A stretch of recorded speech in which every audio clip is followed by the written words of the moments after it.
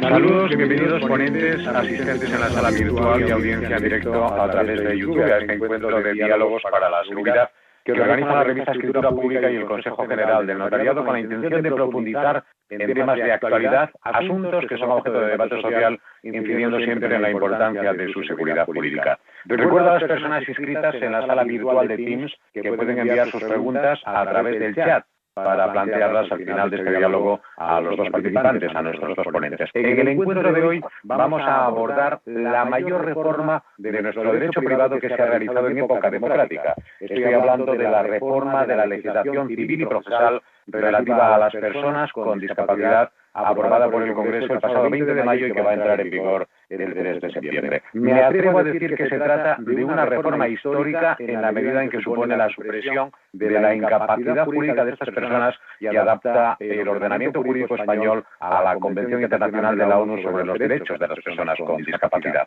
En un momento hablaremos de los detalles, pero básicamente se puede decir que esto va a suponer que serán ellos los que tomen el mando de sus vidas. Y en este nuevo contexto, el asesoramiento notarial será clave para ayudarlos a ejercer su derecho a decidir con plena libertad y seguridad jurídica. Y para hablar de todo ello contamos con dos de las personas que más saben de este asunto, Almudena Castro Girona, notaria, directora de la Fundación Aequitas del Notariado y presidenta de la Comisión de Derechos Humanos de la Unión Internacional del Notariado. Bienvenida, Almudena.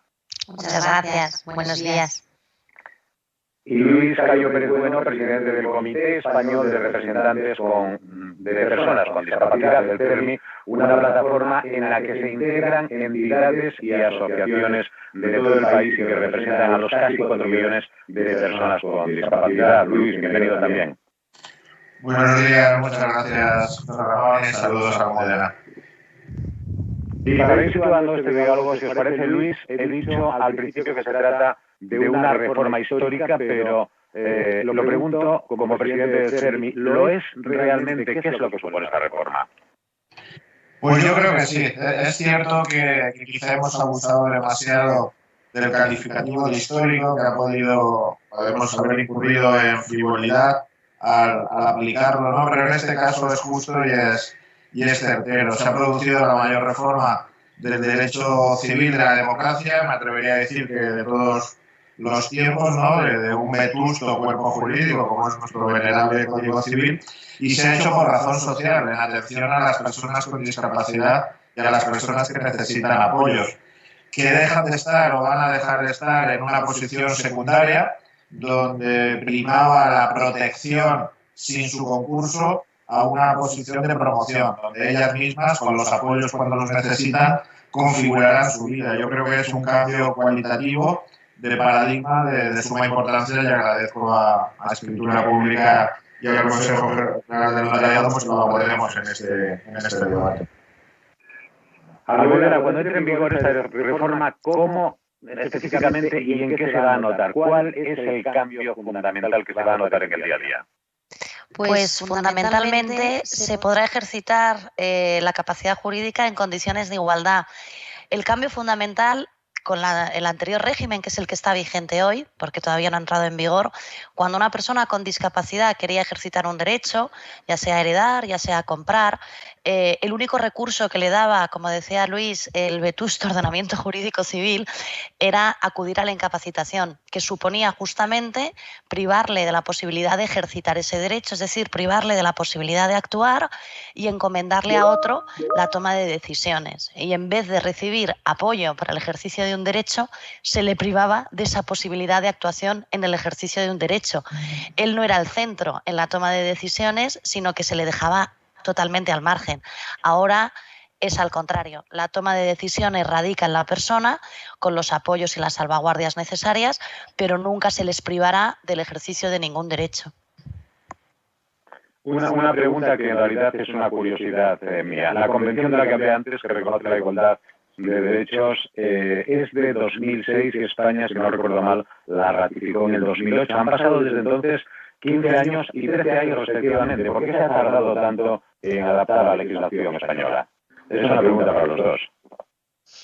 Pues, en efecto, es cierto que vamos con retraso, con demora, pero yo aquí me quedaría con lo bueno, que se ha producido una reforma acertada, en la buena dirección, y el tiempo ha sido necesario porque no era fácil, hay que decirlo que no es una obra jurídica sencilla, que requería el concurso de muchísimas voluntades, impulso político, toma de conciencia por parte de los legisladores, que son los que aprueban las leyes, asunción del nuevo modelo de entender y practicar la discapacidad, un modelo exigente de derechos humanos, que encontraba oposición o resistencia o inercia mental pues en siglos de historia, en que las personas con discapacidad se nos aplicaba, y todavía quedan residuos y vestigios de eso, una especie de despotismo ilustrado, no político, sino personal. Todo para las personas con discapacidad, pero sin ellas. Aquí hemos revertido, hemos invertido esa ecuación maldita. Y después un trabajo de persuasión de todos los operadores jurídicos. Yo quiero agradecer al notariado esa vanguardia, esa avanzadilla que ha ejercido, pero a la judicatura, al Ministerio Fiscal, el resto de profesiones jurídicas, y no era sencilla, que necesitaba una especie de, una suerte de conjuración de astros favorables, y se ha producido. Y yo me quedaría con lo positivo, es que España pues está ahora mismo en la vanguardia de la regulación de la capacidad jurídica, que no es una cuestión sencilla en ninguna parte del mundo. Comparto también el análisis de Luis. Creo que nos tenemos que felicitar por el gran consenso político que ha habido en esta reforma. La persona sí genera consensos y eso no se ha puesto en valor. Somos, yo creo, que el primero o segundo país dentro de Europa que ha hecho un análisis y una reforma absolutamente adaptada a la Convención, y eso se ha de felicitar. O sea, el Reino de España está a la vanguardia dentro de lo que es el ámbito europeo, y comparto con Luis las reticencias históricas, sociales, jurídicas, pero gracias al liderazgo por parte del CERMI y la unión por parte de todos los operadores jurídicos, bien ha mencionado jueces, bien ha mencionado fiscales, creo que ha supuesto que nuestro derecho civil pueda mejorar y se adapte mejor a la persona. Hemos tardado, pero lo hemos hecho bien. Sí, para ser conscientes un poco de lo que supone esta reforma hay que hablar inevitablemente de cómo es todavía esta situación, porque recordemos, no va a entrar en vigor hasta el 3 de septiembre. Por eso me gustaría saber en qué afectaba en su día a día esa incapacidad jurídica a las personas con discapacidad, qué suponía realmente para ellos y qué supone, como decía, todavía, porque la reforma no va a entrar en vigor hasta el 3 de septiembre. Cualquiera de los dos. Vale, pues, por ejemplo, si se quería alquilar un piso, si se quería hacer una cuenta bancaria, si se quería heredar, si se quería comprar, si se quería ir de vacaciones, en estos casos la vida de una persona, como con cualquier persona, ya se tenga o no se tenga discapacidad, giraba con una absoluta normalidad. Es decir, desarrollaba su personalidad propia sin necesidad de intervención de ninguna autoridad judicial.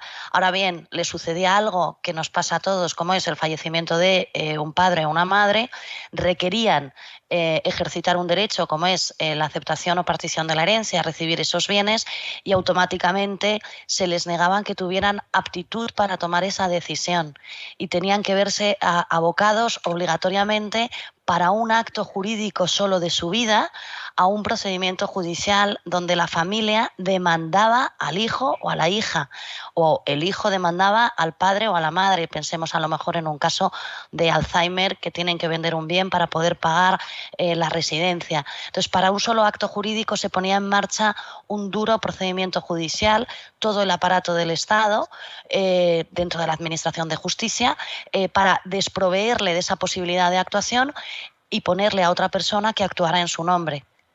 Suponía que es el antagonismo a lo que es la Convención, que es, en vez de promover apoyo a la persona con discapacidad, se le desproveía de esa posibilidad de actuación. Sí, yo quería decir, supongo que tienes datos directos de cuál es esta situación, y voy a recordar a una persona que hace unos días oía decir nos tratan como a tontos, cuando en realidad lo que tenemos es una discapacidad, ¿no?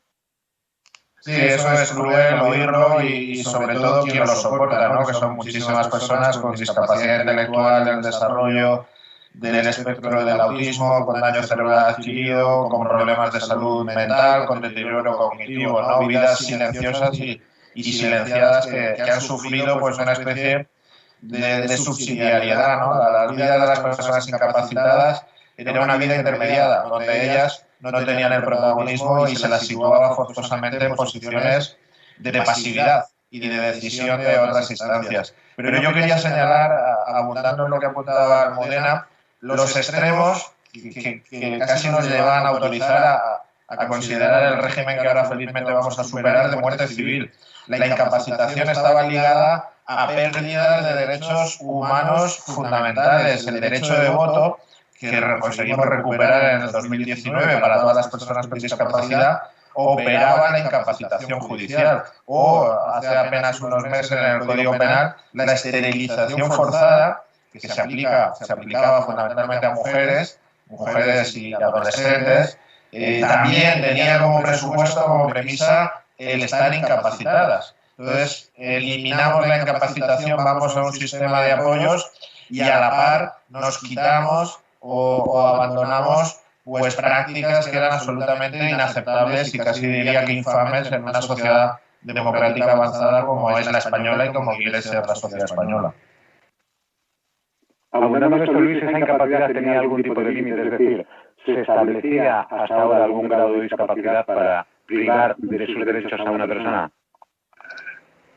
No, el sistema de incapacitación, también hay que ser justo, corresponde a una mentalidad, a un entendimiento, a una posición y aceptación de las personas con discapacidad limitada, que ha sido la tónica en nuestra historia, pero también es verdad que ha evolucionado y que en los últimos años y décadas se habían producido pues esa, yo creo, coincidencia general que en todo caso tendría que ser lo más personalizado posible, lo más individualizado.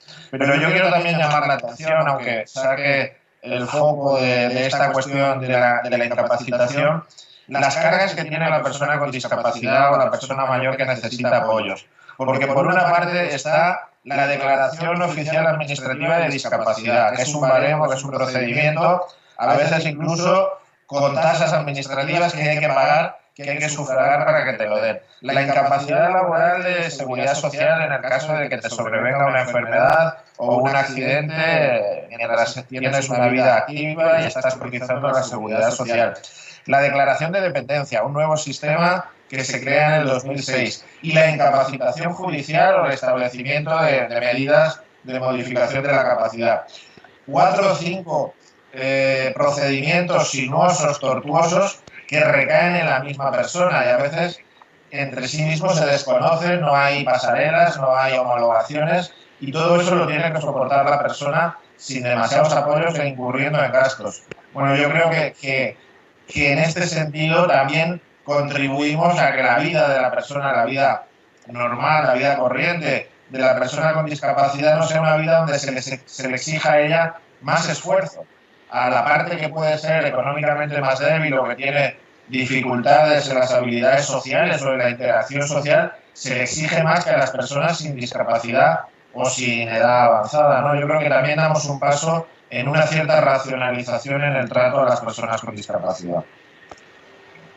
Pues vamos a hablar precisamente del futuro y si entiendo bien, a partir de ahora, a partir de esta reforma, una persona, por ejemplo, con principios de Alzheimer, va a poder acudir a un notario, dejar allí constancia de sus deseos, ese es el cambio fundamental, y eso Almudena será lo que prevalezca cuando la enfermedad, en este caso, por ejemplo, en el caso de una persona con Alzheimer, ya esté muy avanzada.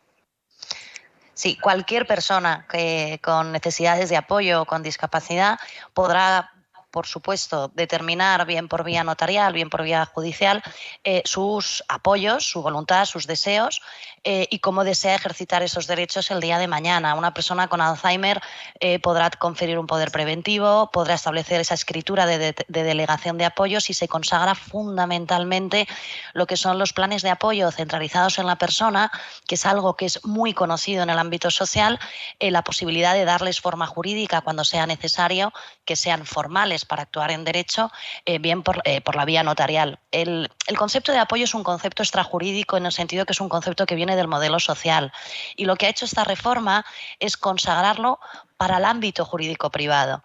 Si pensamos en una persona que trabaja, es muy normal pensar en el empleo con apoyo. ¿Y el apoyo qué es? Pues las adaptaciones que son necesarias, incluso la propia persona que ayuda a esa persona a ejercitar su trabajo en condiciones de igualdad.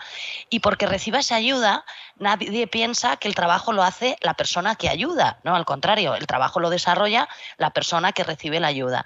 Lo mismo ocurre en el ámbito jurídico privado. Se consagra esa idea de apoyo en condiciones para permitir el ejercicio de derechos en condiciones de igualdad, y lo que hace nuestro código es la forma de darle sustantividad a esa determinación de apoyos va a ser doble. Será la extrajudicial por sede notarial, bien para ejercitar derechos puntuales, bien para establecer planes de apoyo, o bien en su caso el ámbito judicial cuando sea necesario.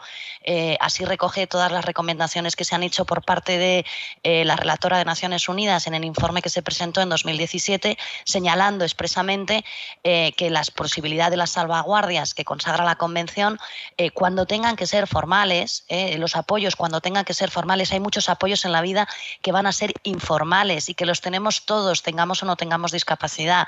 El apoyo revestirá esa formalidad cuando sea necesario para actuar en derecho. Luis.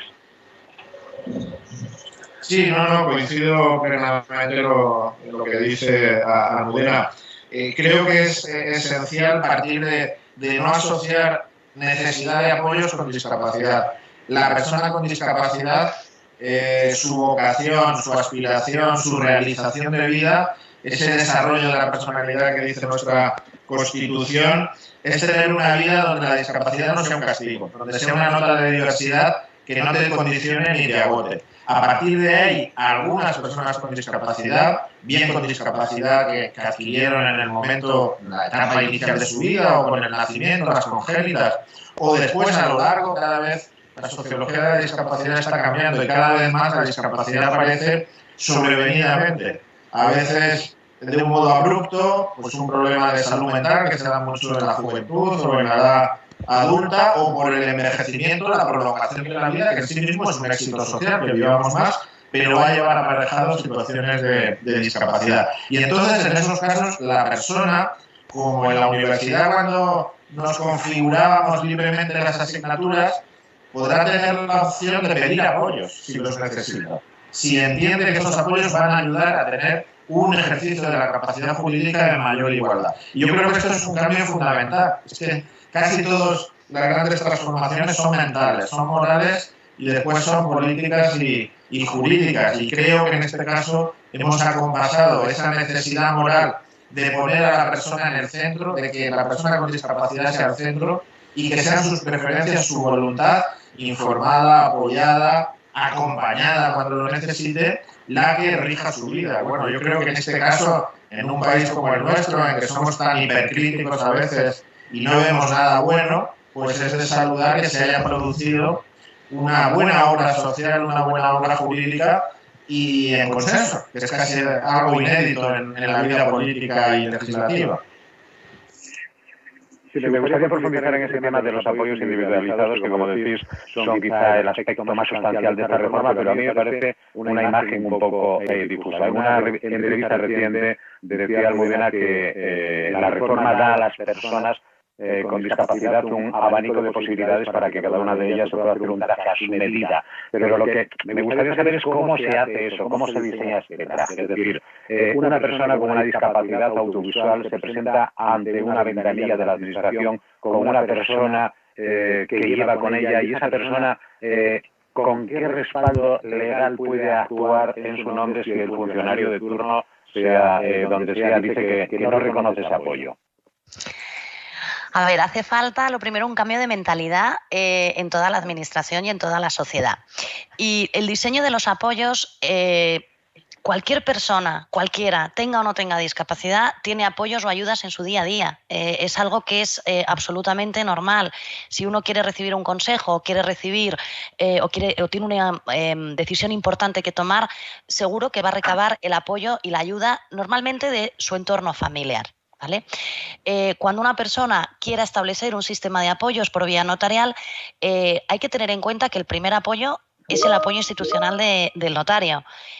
Cada día nos dedicamos por parte nuestra, por parte del notariado, a explicar, a dar forma jurídica, a recibir la voluntad y deseos de cualquier ciudadano en condiciones de igualdad.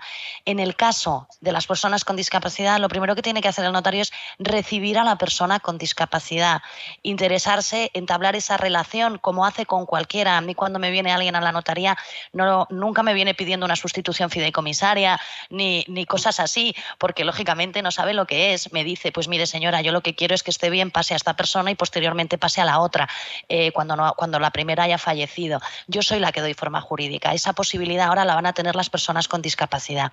Para diseñar ese plan de apoyos, lógicamente se parte de la persona con discapacidad. Renglón seguido, esa misma persona sabe perfectamente dónde necesita ayuda, si es que la necesita, y sabe quién quiere que le preste esa ayuda, porque lo viene haciendo a lo largo de toda su vida. Para diseñar ese plan personalizado, centrado en la persona, partiendo siempre de ella, recabaremos la ayuda de los informes sociales o de aquellas entidades que están siempre al lado de la persona, las entidades del tercer sector, del movimiento social, del movimiento de las personas con discapacidad. Y así se podrá diseñar con toda tranquilidad dónde quiere ese apoyo, cómo lo quiere, cómo se tiene que revisar ese apoyo y qué salvaguardias establece para que se respete su voluntad y se evite el conflicto de intereses. José Ramón, si me permites, como buen periodista pides concreción, ¿no? Pero un caso, una persona que pueda tener joven, porque hay muchos casos, lo he dicho antes, donde el problema de salud mental grave eclosiona entre los 20 y 30 años, y va a acompañar siempre a la persona. Una persona en previsión que vaya a tener un brote, que vaya a tener una posible situación, puede tener ya designada una persona de apoyo que cuando se produzca ese hecho, que puede ser agudo, que puede implicar algún tipo de atención sanitaria o social intensa en grado, para que esta persona actúe, por ejemplo, como interfaz, como intermediario en las relaciones, pues desde el hospital, el centro de salud o el dispositivo social. Si cuando me ocurra esto tengo que tomar o no medicación, si quiero tener algún apoyo más intenso o menos. Bueno, eso es un apoyo. Intentaba poner un ejemplo concreto de en qué puede consistir la libre configuración de esos apoyos por parte de la persona con discapacidad que prevea que va a necesitarlos en algún momento. Si me permites, enlazo con el ejemplo que ha dado Luis. Y esa misma persona que le ha podido, que tiene una discapacidad psicosocial, es titular de un contrato vive en su casa con una madre, ¿vale? La madre fallece y la madre es titular de un contrato de arrendamiento. Necesita en un plazo de 2 meses hacer una notificación para poder quedarse en el lugar de la madre y seguir viviendo en esa casa. Antes tenía que ir a un procedimiento de incapacitación. La notificación es un plazo de 1 mes, es imposible que se dé. Si ya ha establecido ese sistema de apoyos, podrá perfectamente hacer esa notificación en el caso que ella tenga la posibilidad de efectuarlo ella misma, pero si le ha dado un brote, como comenta Luis, o necesita una necesidad de apoyo especial, tendrá un mecanismo extrajudicial donde podrá ejercitar ese derecho. Es un caso concreto. Sí. Decía antes que la reforma lo que plantea, lo que definitivamente resuelve, es que las personas con discapacidad podrán ejercer plenamente todos sus derechos. Incluso añadiría yo que el derecho a equivocarse, como hacemos cualquier persona. Pero habrá excepciones. ¿Cómo se contempla a partir de ahora la situación de las personas con trastornos mentales graves, con una discapacidad intelectual muy profunda o con un Alzheimer, por ejemplo, ya muy avanzado, que no hayan podido prever ese futuro? Pues este quizás ha sido siempre en toda cuestión humana hay puntos críticos, ¿no? Elementos que te hacen repensar si el planteamiento, el nuevo modelo acierta o no. Lo ideal sería que nadie tenga que ser representado por otro, que siempre quepa la posibilidad de representarse a sí mismo. Pero a veces comprobamos que hay situaciones fácticas donde este ideal pues se agota. Es imposible llevarlo a la práctica, ¿no? Y la reforma hace excepcional, y esperemos que en la práctica, cuando se aplique realmente, sea excepcional y no se convierta en una especie de pretexto o arcada para hacer cosas no deseables ni deseadas, establece que incluso en esos casos más extremos de gente que pueda estar en un coma que no tenga conciencia durante un tiempo prolongado o que sea imposible la interacción a pesar de aplicar métodos alternativos de tipo complementarios de comunicación, necesitamos, bueno, en esos casos se hace una especie de retrospectiva de cómo es la persona, cómo ha sido su historia de vida, quién la ha conocido, qué hubiera sido su deseo si no ha manifestado nada de carácter previo, de cómo le hubiera gustado ser tratada, atendida o cómo se pudiera haber desarrollado su vida atendiendo a sus décadas o años anteriores. No. Y en el caso de que todo eso fracase, que puede ocurrir y esperemos que sean muy pocas situaciones, pues se puede echar mano de la curatela representativa donde hay un grado de representación. Es verdad que es un cierto fracaso el admitir esto, pero también es verdad que la realidad es dura y el derecho a veces no puede dar otras soluciones por más que se haya intentado. Yo creo que sí, yo creo que lo primero, más que el derecho a equivocarse, que lo tenemos todos, es verdad, a mí me gusta una expresión que es menos peyorativa, que es el derecho a tirar los dados. Es una expresión que siempre ha señalado y ha puesto de manifiesto Fernando Santos Urbaneja, fiscal de Córdoba, también especialista en esta materia, porque se le negaba a la persona con discapacidad el derecho a tirar los dados porque siempre se ha pensado que se va a equivocar. Con lo cual eso es lo que hay que repensar. Y en el caso de los supuestos más graves, de apoyo más intenso, el legislador no se olvida. Señala que en casos excepcionales, cuando se haya hecho un esfuerzo considerable, ese es la leitmotiv, se ha de hacer un esfuerzo considerable para averiguar cuáles son la voluntad, deseos y preferencias de la persona y no haya sido posible, en esos casos sí que cabe la curatela representativa, quedan reservados a la autoridad judicial. Pero también tienen límites, porque se les aplica al curador representativo todos los principios que consagra nuestro Código Civil y que consagra la Convención y, como bien decía Luis, la trayectoria de vida, los deseos, voluntad y preferencias. Cualquier persona que haya tenido cerca a una persona con discapacidad, con una necesidad de apoyo intenso, sabe que aunque a lo mejor tú no seas capaz de percibir esos deseos, voluntad y preferencias, los mismos existen por el hecho de ser personas. Con lo cual hay que hacer esa labor fundamental de centrarse en cuál es su voluntad y deseos y, en el caso en que no sea posible, acudir a esa trayectoria de vida, pero con una absoluta tranquilidad, sabiendo que son estos supuestos excepcionalísimos, que esa es la regla general, los que sí que quedan reservados a la autoridad judicial. Mencionabas antes, Almudena, un fiscal. En buena medida, con la reforma de la ley, pierde en preponderancia el papel de los fiscales, también el papel del juez, y se le confiere también en buena medida a los notarios, ¿no? Parece que es una gran responsabilidad.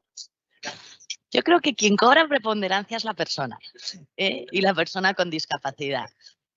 No creo que pierdan preponderancia ni los jueces ni los fiscales, todo lo contrario, tienen una labor fundamental. El fiscal civil es el corazón de la fiscalía y a veces la gente no sabe que tiene encomendada por la Constitución la defensa de las personas que se encuentran sobre todo en situación a lo mejor de mayor vulnerabilidad, ¿no? Lo que ocurre es que el legislador ha optado por un doble sistema, es decir, no todo el mundo tiene que estar abocado bajo la tutela de lo que es el ámbito judicial, sino que demos libertad para dar forma jurídica a esos apoyos en el caso en que tengan que ser formales. Y, por supuesto, se ha acudido a la autoridad que en el ámbito extrajudicial es donde se ejercitan los derechos con mayor preponderancia. Uno se casa, se divorcia, otorga testamento, monta una empresa, hereda, compra en el ámbito de la autoridad notarial, ¿no? Por eso no se les ha quitado preponderancia, al contrario, yo creo que se ha diversificado para que verdaderamente puedan cumplir esa voluntad, deseos y preferencias todas las autoridades y tengan la posibilidad de acudir no solo al ámbito judicial, sino al extrajudicial. Es un reto, José Ramón, bien decías, es un reto.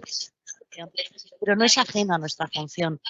Como os comentábamos antes, día a día recibimos a personas que nos cuentan sus vidas, nos cuentan sus historias, nos cuentan sus anhelos, y nosotros les damos forma jurídica, y en este caso va a ser igual para las personas con discapacidad. Eso es lo que verdaderamente supone ejercitar los derechos en condiciones de igualdad, que no se trate a las personas con discapacidad de distintas formas. Y todos quedamos bajo la salvaguardia de los jueces. Sí. Sí, decía antes que pierden preponderancia, quizá la expresión más adecuada es que tanto el papel de los fiscales como el papel de los jueces cambia. Antes lo que se perseguía aparentemente era el beneficio, perseguían ellos, era el beneficio para las personas con discapacidad, es decir, se actuaba Luis con el propósito de defender sus intereses, pero lo que realmente se hacía era reemplazar su voluntad de acuerdo con lo que otros creían, como venís diciendo, que era mejor para ellos, ¿no? Sí, yo segundo lo que dice Almudena. No creo que haya un deterioro de la función de los jueces y del Ministerio Fiscal, que son absolutamente esenciales. No se trata de una competencia, creo, entre operadores. No lo he detectado así. Tenemos una relación fluida, cooperativa con todos los grandes operadores públicos. Y yo creo que incluso se libera de un proceso demasiado formalista, demasiado cargado de gravámenes y de exacerbación de peticiones a los jueces y al Ministerio Fiscal para que estén en la protección y en la tutela de los derechos. No tiene que entrar solo la judicatura o el Ministerio Fiscal cuando ya hay un contencioso, cuando hay una fractura, cuando hay un litigio, a veces entre las propias familias, que siempre parece que algo ya conocen de los fracasos de la vida social, de la vida en comunidad, sino que se les libera para estar más en el día a día. Yo quiero recordar que era una demanda antigua que hemos visto satisfecha, que se ha creado una Fiscalía de Sala del Tribunal Supremo para personas con discapacidad y mayores.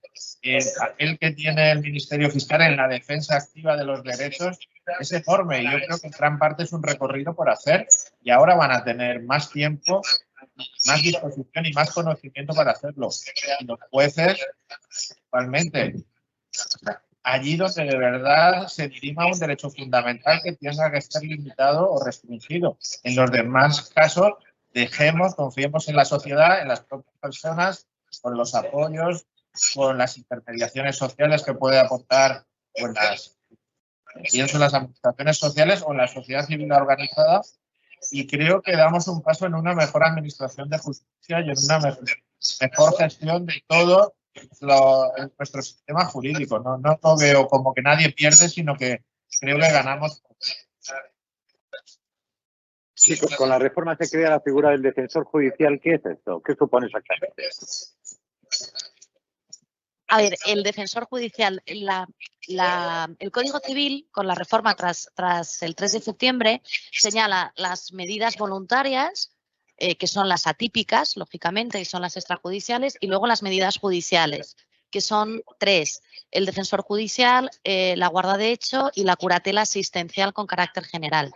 El defensor judicial es aquel apoyo puntual designado por parte de la autoridad judicial para un acto en concreto, aun cuando sea recurrente. Es decir, si una persona con discapacidad y sin discapacidad, una persona que necesite apoyo en el ejercicio de su capacidad jurídica, necesita un apoyo concreto, por ejemplo, para el ámbito patrimonial, para un acto concreto, se le puede nombrar un defensor judicial exclusivamente para ese supuesto en concreto. O, por ejemplo, cuando haya un conflicto de intereses entre la persona que presta apoyo y el acto que se tiene que desarrollar, se puede designar otro apoyo puntual concreto para el ejercicio de este derecho. Y todo ello sin privarles de la capacidad. Y esa es la mayor barrera que se ha podido eliminar, la barrera del sello estigmatizador de la incapacitación. Sí, decías que recordabas, Almudena, que a partir de septiembre es cuando entra en vigor la ley. ¿Qué pasa? Me gustaría saber qué pasa a partir de septiembre con las personas que ya están incapacitadas judicialmente. ¿Se revoca esa incapacidad de manera automática? ¿Hay que instar la revocación? Y de ser así, ¿puede hacerlo el propio afectado? ¿Cómo va a ser el procedimiento? Lo ha previsto el legislador, y lo primero queda proscrita y quedan por no puestas, por decirlo de forma más sencilla, cualquier prohibición de derecho que hubiera sido determinada en una sentencia con anterioridad. Las prohibiciones de derecho se quedan por no puestas y se insta a una necesidad de revisión de todas las sentencias anteriores. Les viene un trabajo duro a los jueces y a los fiscales, por eso creo que hay que reconocer el gran esfuerzo que hacen, y tienen un plazo de 3 años para revisar todas las resoluciones anteriores. Lo puede pedir la propia persona con discapacidad, que haya sido incapacitada, o bien los familiares, si lo desea, y luego, y en el caso en que se solicite, tienen 1 año para que se adapte esa resolución y se establezca ese sistema de apoyos, y en todo caso lo puede solicitar la autoridad judicial o el Ministerio Fiscal de oficio, con lo cual no nos hemos olvidado de nadie. Ahora bien, los que ejercen ahora cualquier cargo derivado de una sentencia de incapacitación anterior tienen que adaptarse desde el 3 de septiembre. Bueno, deberían desde antes porque la convención era derecho aplicable, pero ya obligatoriamente desde el 3 de septiembre tienen que adaptarse a las normas del nuevo código y a los principios de la misma. Y si mañana, que estamos todavía a 25 de junio, alguien quiere incapacitar a una persona, aunque parezca absurdo, ¿aún podría plantearlo, Luis?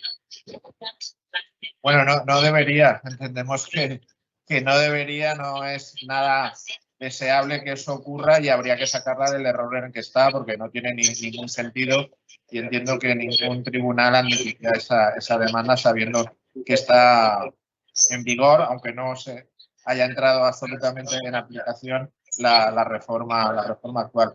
Yo quería conectar con la última cuestión, porque a veces puede haber el miedo, quienes tenemos una relación intensa con la Administración de Justicia, sabemos de sus carencias, sabemos de sus déficits, de la infradotación estructural y sistémica en la que está, ¿no? Recursos humanos, recursos tecnológicos, recursos materiales. Y ha podido haber algún miedo de que esta reforma puramente teórica, que suena bien, cuya música suscita el aplauso, pero que se encontrara con una aplicación práctica que la abocara al fracaso, ¿no? Por falta de respuesta.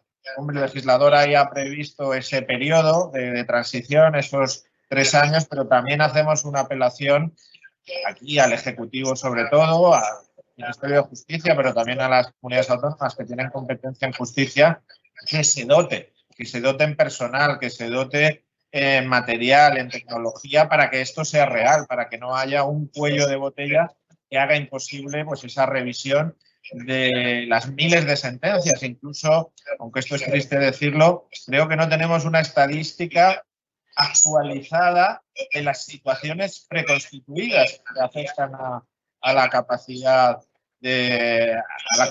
jurídica, ¿no?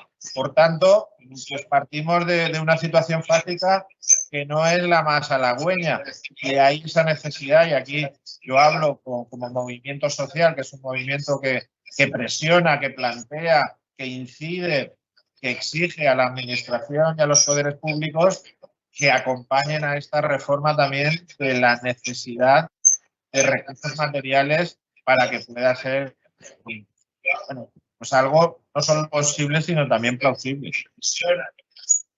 Esta reforma sin duda va a ser un absoluto cambio radical, pero al margen de los procedimientos administrativos, judiciales de todo tipo, ¿estamos preparados los demás para asumir este cambio tan radical? Me refiero a la sociedad, especialmente a las familias, porque esto va a suponer, como decíais, un vuelco importante a la situación. Supone, por decirlo así, dejar de considerar menores de edad a las personas con discapacidad cuando alcancen la mayoría de edad, que para todas las demás personas implica, por otro lado, gozar plenamente de sus derechos. ¿Estamos preparados para asumir este cambio? Yo espero que sí. Y tenemos que hacer yo haría una reflexión. Si miramos la historia, las limitaciones en el ejercicio de derecho por razón, por ejemplo, de género o de raza, se han dado y se han dado en historia en momentos no muy alejados. Cabe recordar, en el año 75 se suprimió la licencia marital de la mujer. Pero en aquel momento la sociedad en general entendía que la mujer, por supuesto, podía ejercitar sus derechos. Pensemos también en el voto en los años 30, pero había miedo, a ver qué van a votar, quién les va a influir, cómo lo van a hacer. El problema que tenemos hoy en día con esta profunda reforma es que podemos encontrar un sector de la sociedad, y puede ser incluso en las familias, que se creen con la legitimidad para decir que las personas con discapacidad no tienen aptitud para tomar sus propias decisiones. Y eso se ha de revisar profundamente, no solo dentro del ámbito familiar, sino también del ámbito jurídico, incluso en el ámbito de la administración, y se creen con esa posibilidad de tomar las decisiones por ellos, porque no van a ser capaces, por decirlo de alguna forma, de tomar sus decisiones. Estaremos preparados, por supuesto, porque la evolución social así nos lo requiere. Los que a lo mejor tenemos ya una edad tenemos que desaprender y desestructurarnos la cabeza, pero yo estoy convencida que en poco tiempo los que vienen por detrás lo van a ver con absoluta normalidad y absoluta viabilidad. Luis. Sí, creo que puede haber y va a haber temor, y temor legítimo. No quiero desacreditar a nadie que de buena fe piense que este cambio es demasiado radical y que puede llevar de situaciones que yo creo que nadie estaba contento con la incapacitación, pero que daban una cierta seguridad, aunque fuera una seguridad a costa, en sacrificio de la persona y de sus derechos, a una situación abierta que siempre es, por definición, el futuro está por escribir, ¿no?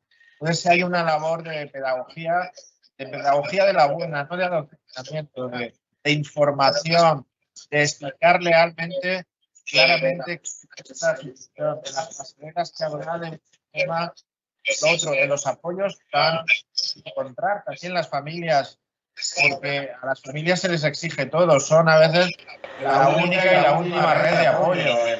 Los poderes públicos, el Estado se ha desentendido de las posibilidades de muchas personas con discapacidad, y gracias a que estamos en un país donde la red familiar tiene una intensidad y tiene una densidad que nunca podremos agradecer bastante. No hay que victimizar a la familia, hay que acompañarla, hay que ayudarla para que opere con naturalidad ese cambio. Y yo creo que cuando lo descubran serán de los primeros en ser agentes promotores de seguir acompañando y asistiendo a la persona con discapacidad que está en su seno, pero dándole la oportunidad, lo más valioso que tenemos, que es pues, el ejercicio responsable de la libertad y del proyecto de vida. Bien, tenemos ya varias preguntas de personas que están siguiendo este diálogo que me gustaría formularos, dejar de ser yo quien pregunte. Tenemos una primera pregunta que dice: ¿cómo afecta a la validez de los contratos que una persona que está en situación de discapacidad y necesita apoyos se parte del supuesto de que no hay un curador con funciones representativas? ¿Y qué sucede cuando ni siquiera se ha nombrado un curador?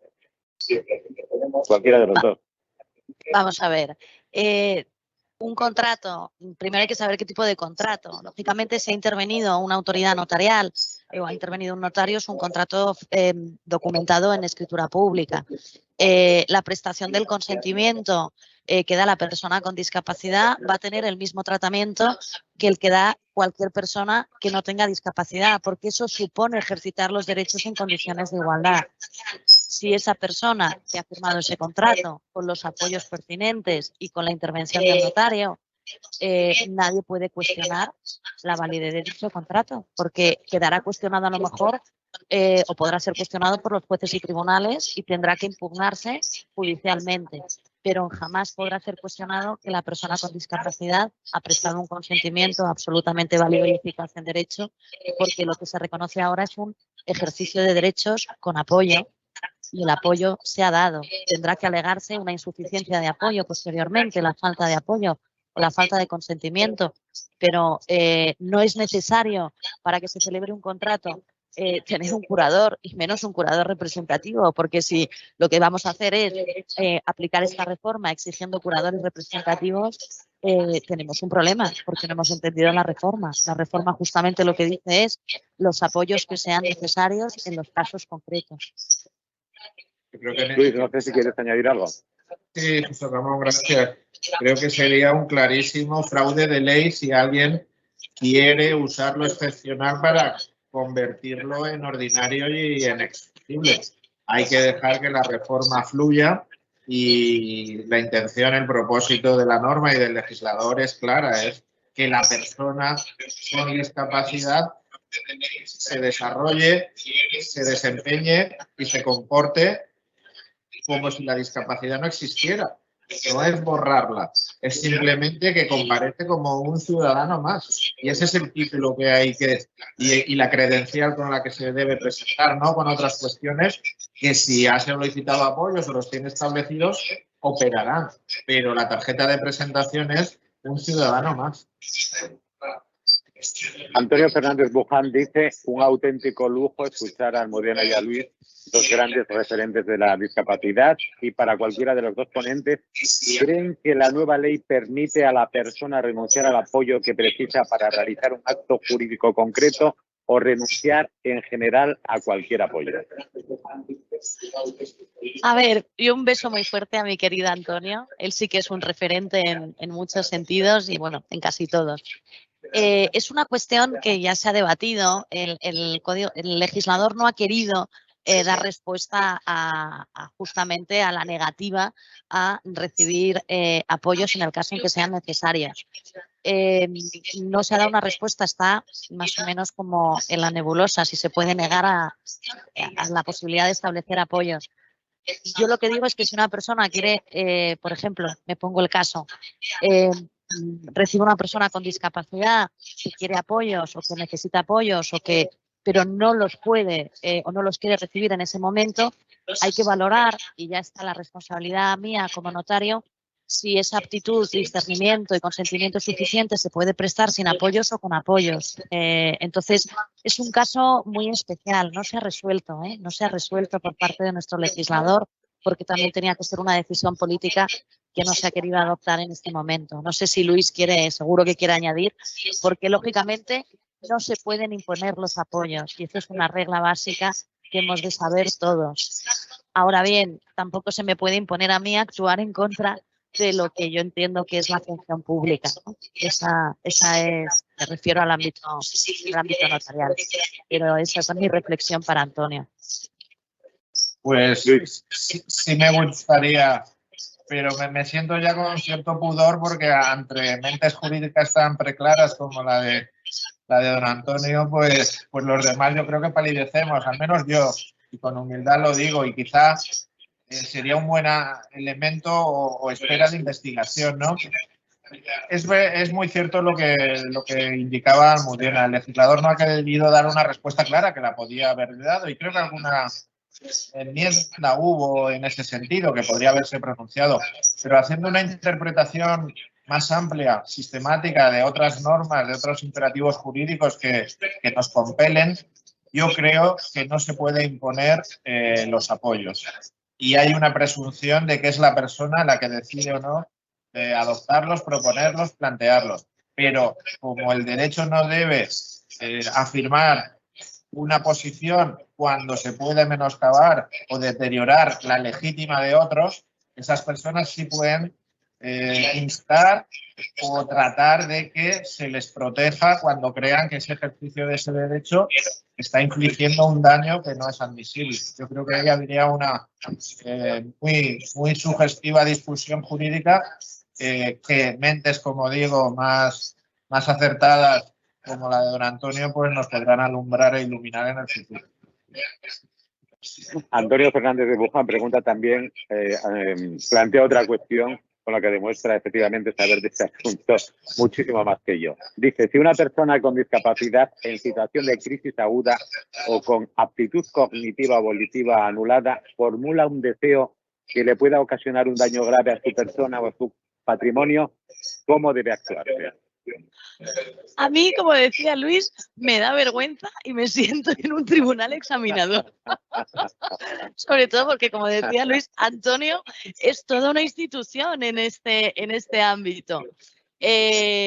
Como yo soy autoridad extrajudicial, es muy raro que me encuentre con esa situación. las situaciones conflictivas sí que van a estar en sede judicial.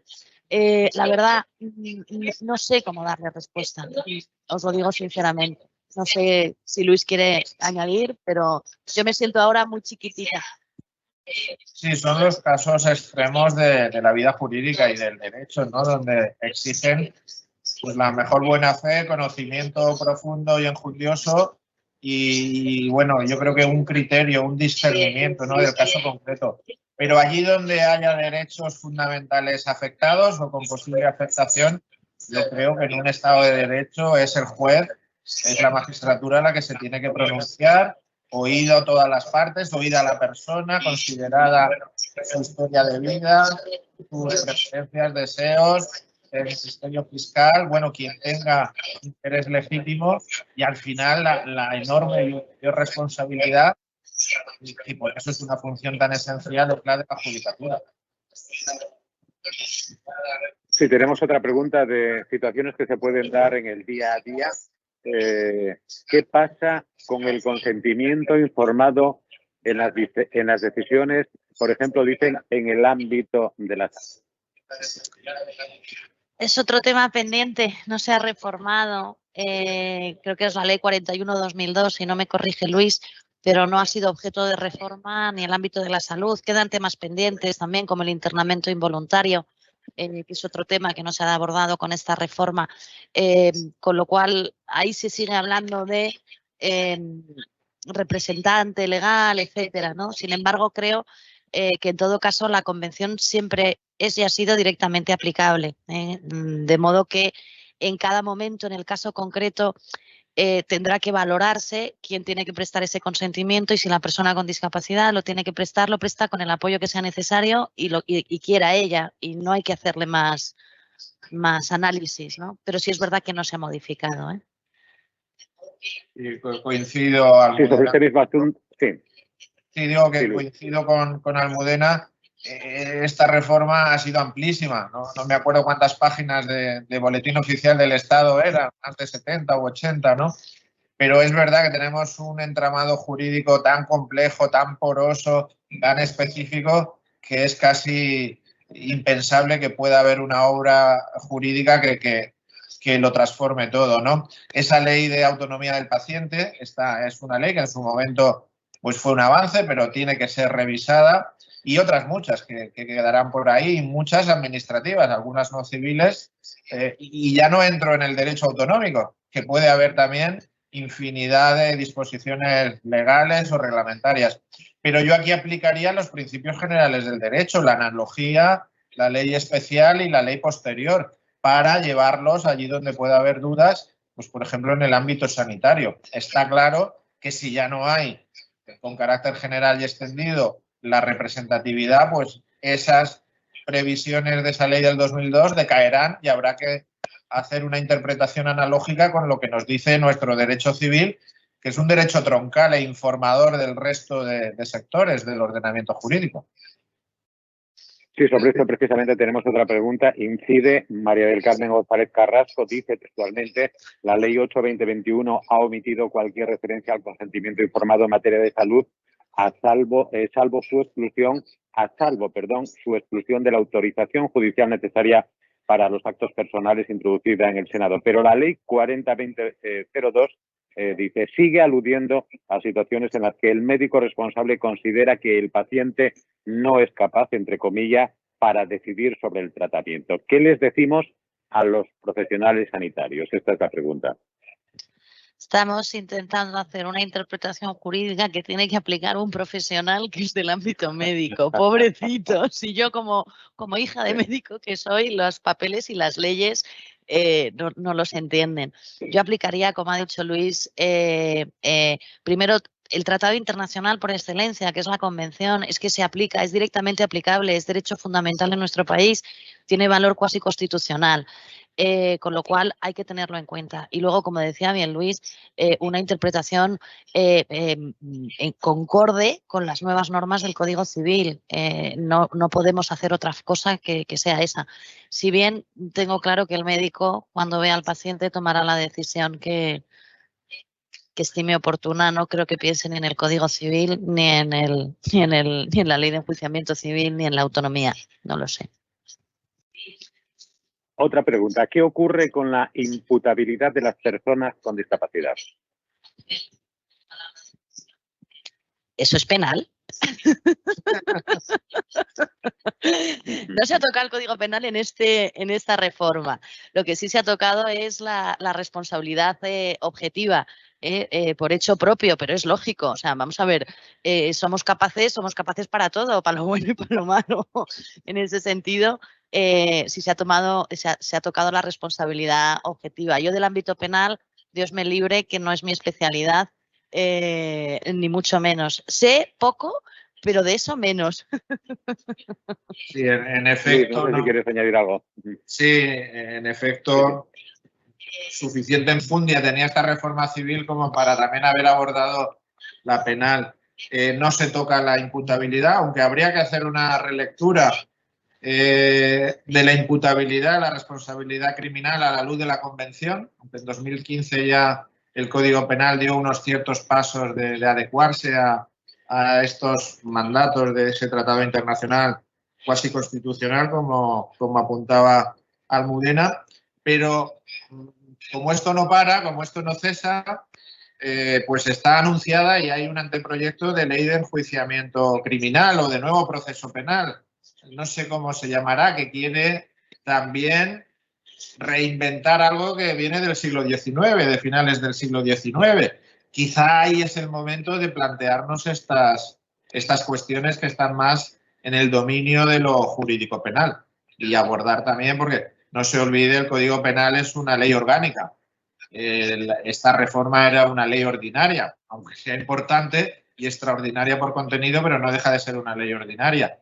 Entonces, bueno, es otro debate que deberemos abordar, yo creo que inmediatamente, porque el anteproyecto estaba muy avanzado y, según el anuncio del Ministerio de Justicia, quería que fuera real en esta legislatura. Una última pregunta de María Altieri. Dice, ¿sería posible establecer el número 070 para que se llamase cuando la persona con discapacidad quisiera actuar si lo cree necesario? Yo se la cedo a Luis. Pues es una idea que, como nacida de la buena fe, estudiaremos y bueno, yo creo que si es prometedora y no tiene objeciones, pues la asumiremos en nuestra agenda. Ya hay teléfonos de este tipo, que son dispositivos que ayudan mucho, pienso en los más habituales, pero en el de la violencia contra las mujeres, el 016, y desde nuestro sector estamos pidiendo un teléfono contra el suicidio.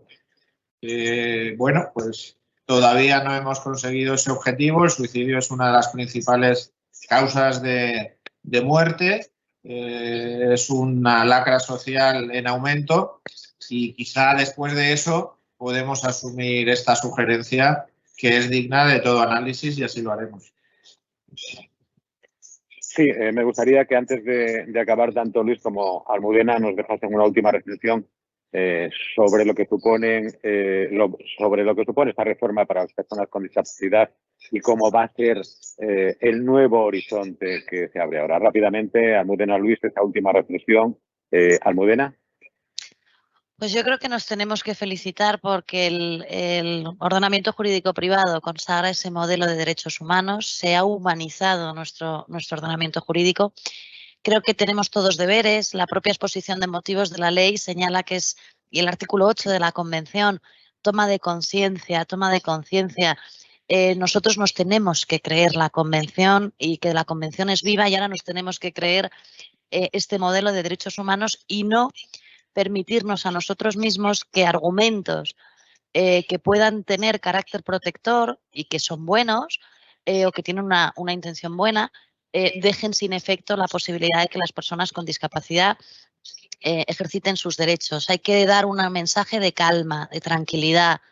El ordenamiento jurídico o el sistema que ha establecido el Código Civil es un sistema mucho más humano, dotado de seguridad jurídica y fundamentado en la persona con discapacidad, donde es ella la que va a ser el centro de cualquier tipo de actuación.